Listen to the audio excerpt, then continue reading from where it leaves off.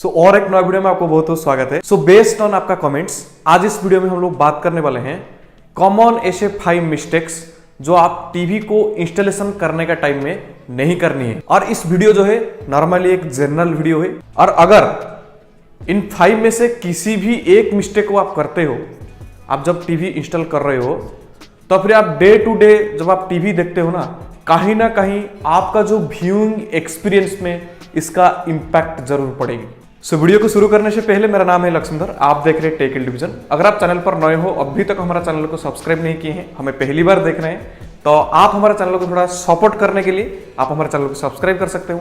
साथ में bell button जरूर दबाइए अगले वीडियो का नोटिफिकेशन के लिए। नंबर 1 मिस्टेक, सबसे पहला मिस्टेक जो आपको अवॉइड करना है वो है wrong selection of wall mount bracketing.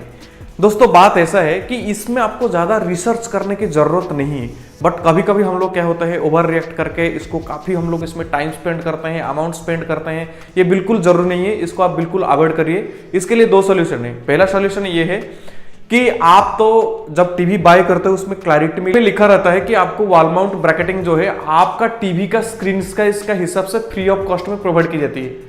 फिर भी हम लोग रिसर्च करते हैं वो वॉल माउंट ब्रैकेट जो आपको बाय डिफॉल्ट टीवी के साथ प्रोवाइड किया गया है उसको यूज नहीं करना है, मेरे को एक फैंसी टाइप का मूवेबल टाइप का बाय करना है। लेकिन आप सोच के देखना कि आप जो मूवेबल वॉल माउंट, जो फ्लेक्सिबिलिटी वॉल माउंट परचेस कर रहे हो, कितना दिन आप यूज करोगे। मेरा एक्सपीरियंस में अगर आपको बताऊं तो मैक्सिमम 1 मंथ है। मैं भी ऐसे बाय किया था, ऑलमोस्ट 1 मंथ यूज करने के बाद टोटल जो है ऐसे ही फिक्स हो गया है। उसमें ज्यादा आप इन्वेस्टिगेशन करने की जरूरत नहीं है, उसमें ज्यादा अमाउंट स्पेंड करने का जरूरत नहीं है।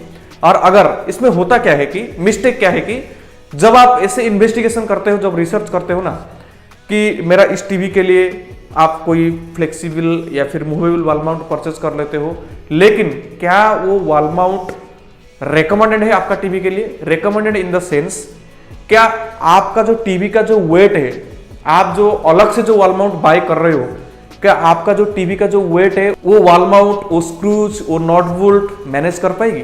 नंबर 1। इसीलिए मैं बोलता हूं, अगर आपका टीवी के साथ wall mount bracketing free of cost में नहीं आता है, तो जनरली होता क्या है, जब आपका घर को जो इंस्टॉलेशन के लिए जो इंजीनियर आते हैं ऑथराइज पार्टनर का, तो उनसे आप वॉल माउंट ब्रैकेट जो है बाय कर सकते हो, क्योंकि उनको अच्छा नॉलेज है इसमें और उनको पता है कि कौन सा स्क्रीन साइज टीवी पर आपको कितना ब्रैकेटिंग, यानी कौन सा ब्रैकेटिंग आपको फिट होगा, तो उस हिसाब से आप लगा सकते हो।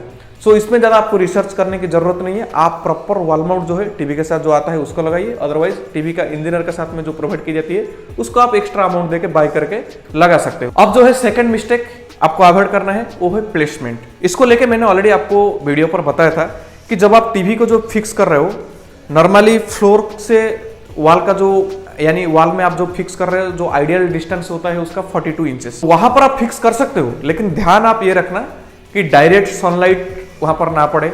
नंबर 1, किसी भी नियर टू द फायर, यानी किचन का नियरेस्ट में फिक्स मत करना, near to the door fix मत करना, near to the window fix मत करना।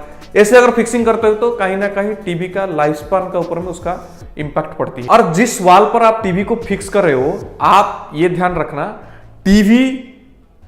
टीवी और वॉल का जो गैप है, प्रॉपर आपको गैप होना चाहिए। इसे मैं नहीं बोल रहा हूं कि एकदम ज्यादा गैप रहना चाहिए, ऐसा नहीं है, क्योंकि जब टीवी चलेगी ना, आपका टीवी के अंदर में काफी सारा कंपोनेंट्स होता है, मदरबोर्ड होता है, आईसीज होता है, बहुत सारा आपको पता है, एक इलेक्ट्रॉनिक्स डिवाइस है, एक इलेक्ट्रॉनिक्स अप्लायंस है, होम अप्लायंस है।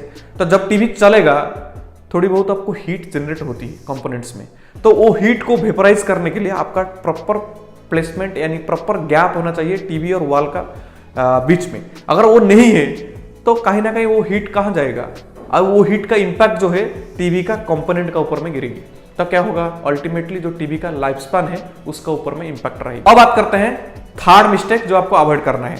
नॉर्मली होता क्या है, ओके ठीक है, आप टीवी ले लिए है, अब मैं आपको बताया वॉल माउंट ब्रैकेटिंग, और आपको वॉल में माउंट कर लिए। अब तीसरा चीज जो है, अगर आप एक 4K टीवी बाय किए हैं या फिर एक इंटरनेट कंटेंट आप वॉच करते हैं, नॉर्मली आजकल जितना भी 4K टीवी है या फिर फुल एचडी टीवी है, हम लोग नॉर्मली इसीलिए बाय करते हैं कि हमको इंटरनेट कंटेंट देखना है। तो इंटरनेट कंटेंट देखने के लिए आपको क्या चाहिए, एक स्टेबल वाईफाई कनेक्शन चाहिए, एक स्टेबल इंटरनेट कनेक्शन चाहिए। बेटर यही होगा आपके लिए कि जहां पर आप टीवी को लगा रहे हो उसी का नियरेस्ट पर आपको वाईफाई राउटर इंस्टॉल करना है। जैसे कि आप देख सकते हो, इधर मेरा टीवी इधर है, बिल्कुल मेरा जो वाईफाई राउटर है आप देख सकते हो इधर ही है। ओके, अगर आप क्या कर रहे हो, आपका टीवी जो है एक प्लेस में है, आपका राउटर जो है दूसरा प्लेस में है यानी दूसरा रूम पर है, तो उस सिनेरियो में क्या होगा, आपको थोड़ी बहुत इंटरनेट कंटेंट बफरिंग होगा। उसका रीजन ये है क्योंकि आपको प्रॉपर इंटरनेट स्पीड हो सकता है अवेलेबल नहीं है, और किस लिए, डिस्टेंस होने का रीजन से। और अगर आपको ऐसा लग रहा है कि ऑलरेडी मैं उस रूम में मेरा ज़्यादा डिवाइस कनेक्टेड है, उस रूम से इस रूम को शिफ्ट करने का पॉसिबिलिटी नहीं है, तो फिर आप एक काम करो, एक बेस्ट सोल्यूशन है, केबल जो है लाई कर लो, यानी लैन केबल आपका राउटर से डायरेक्टली आपका टीवी तक। उस सिनेरियो पर भी आपको विदाउट बफरिंग आप कंटेंट एंजॉय कर सकते हो। अब बात करते हैं फोर्थ मिस्टेक। ये मिस्टेक नहीं कर सकता, आपको टिप्स का तरह आप इसको ट्रीट कर सकते हो। तो होता क्या है, नॉर्मली जब हम लोग नई टीवी बाय करते हैं, स्क्रीन का ऊपर में एक प्लास्टिक का थिन एक लेयर होता है। ओके, वो लेयर अगर आपका स्क्रीन पर हो, हम लोग बहुत सारे लोग ऐसा सोचते हैं कि अगर वो स्क्रीन रहेगा, हमारा टीवी जो है प्रोटेक्टेड रहेगा डस्ट से या फिर किसी भी एनवायरमेंटल कंडीशन से ये प्रोटेक्ट करेगी। बेसिकली हम लोग डस्ट के लिए सोचते हैं, लेकिन अगर वो स्क्रीन आप टीवी के ऊपर में रखते हो तो आपका जो व्यूइंग एक्सपीरियंस है ना, वो उतना अच्छा नहीं रहेगी, क्योंकि आपको काफ़ी रिफ्लेक्शन देखने को मिल जाएगी अगर वो स्क्रीन पर वो प्लास्टिक अगर है। जैसे कि अभी आप देख पा रहे हैं, यहाँ पर प्लास्टिक नहीं है, आपको अभी क्लैरिटी मिल रहा है। यहाँ पर अगर प्लास्टिक रहेगी तो आपको ज़्यादा रिफ्लेक्शन देखने को मिल जाती है स्क्रीन पर। तो इसमें होगा क्या है कि जब आप कंटेंट एंजॉय कर रहे हो, तो फिर अगर कोई टीवी का स्क्रीन का सामने कोई मूवमेंट्स होता है या फिर लाइट से आता है, तो आपको वो कंटेंट उतना मज़ा नहीं आएगा। सो आपका व्यूइंग एक्सपीरियंस जो है उतना अच्छा नहीं रहेगा। सो बेटर ये है कि वो प्लास्टिक का जो फिल्म है, जो थिन प्लास्टिक है, उसको आप रिमूव करके यूज करो। अगर नेक्स्ट मिस्टेक का बात करें जो आपको अवॉइड करना है, ड्यूरिंग आप जब टीवी इंस्टॉल कर रहे हो ना, हमारे पास अगर कुछ स्पेयर केबल, चलिए फॉर एग्जांपल आप जब ड्यूरिंग इंस्टॉलेशन कर रहे हैं, आपके पास साउंड बार नहीं है, तो उस समय हम लोग करते क्या है कि हम लोग को साउंड बार को छोड़कर, यानी सेट टॉप बॉक्स का हो या फिर किसी इंटरनेट केबल हो या फिर HDMI केबल हो, हम लोग करते क्या है, उसको बाउंस कर लेते हैं, उसको केबल को पूरा टॉपली टाइट करके हम लोग उसको बाउंस कर लेते हैं। तो उस सिनेरियो पर क्या होगा कि जब भी आप टीवी को यानी वॉल माउंट से, ब्रैकेटिंग से आप रिमूव करने के लिए कोशिश करोगे तो आपको काफ़ी डिफिकल्ट हो सकता है। सो जब भी आप इस तरीके का इंस्टॉलेशन करते हो, जरूरत पड़े तो स्पेयर केबल ले करके भी आप रख सकते हो। 2 HDMI केबल लगा दो, आपको 2-3 HDMI पोर्ट होता ही है, ऐसा कर लो। और केबल को जो है उतना बंच मत करना, ठीक है। अगर लैन केबल को आप बंच करोगे ना, तो फिर अंदर में वो जो उसका जो वायर है टूट सकता है और आपको पूरी इंटरनेट कनेक्टिविटी मिल सकता है। Similarly applicable for all cables. So आप केबल्स को इतना फ्लेक्सिबिलिटी देकर रखना कि उतना आपको हार्डली, टाइटली या फिर केबल शॉर्ट करके बंचिंग मत कर देना। ये भी एक जनरल मिस्टेक है। जो लास्ट मिस्टेक्स, जो कॉमन मिस्टेक है, वो फिफ्थ मिस्टेक जो मैक्सिमम लोग से हो जाता है, ये है दोस्तों कि जब आप टीवी ऑन करते हो, अगर कुछ सॉफ्टवेयर अपडेट है, आप टीवी जब ऑन करोगे ऑटोमेटिक आपको पॉपअप आ जाएंगे। तो अगर ऐसा है, आपको स्किप मत करना, आप उसको प्रॉपरली टीवी को जो है अपडेट कर लेना।